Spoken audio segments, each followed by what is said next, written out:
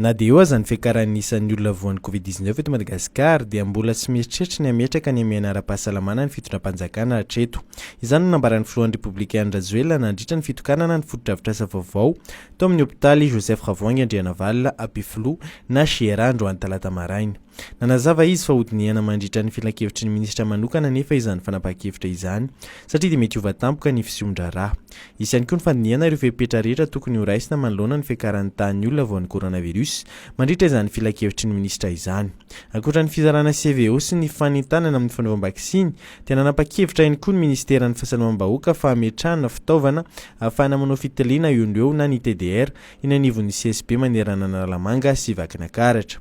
CSP Vaovao eto Antananarivo no ahafahana manao izany TDR izany ary enina kosa ho vakinankaratra. Arakaraka ny fahitan'ny mpitsabo ny aretina mipotro eo amin'ny olona no anapahany-hevitra raha atao fitiliana TDR ny marary manatona azy na tsy hoy hatrany ny minisitra manamafy.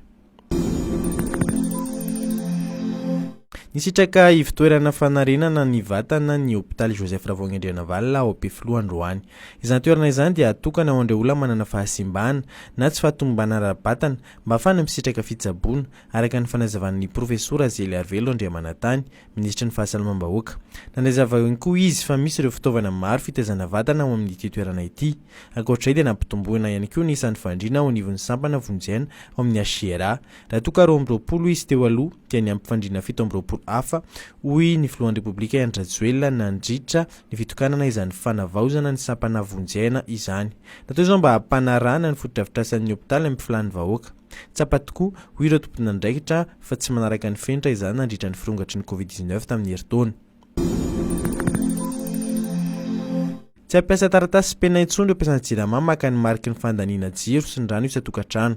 Ampiasa fitaovana nomerika indray ny Jirama ho an'ny fakana izany marika izany isam-bolana ho an'ireo misafidy ny tsy handefa ny marika any amin'ny Jirama. Mifandray mivatana amin'ny sampana informatikan'ny orinasa ity fitaovana vaovao ampiasaina ity ka tsy atahorana araka izany ny sin'ny olana amin'ny firaketana soratra ny fandaniana rehetra ho hatrany ny Jirama. Mba azoana antoka nefa fa tena tsy misy ny lesoka fa nateterana izany dia mandetina ny mpanjifa ny Jirama natrika ny fandraisana ny marika. Tanjona amin'izany ny anana ny mpanjifa ny momba ny fandaniana ho hatrany ny Jirama.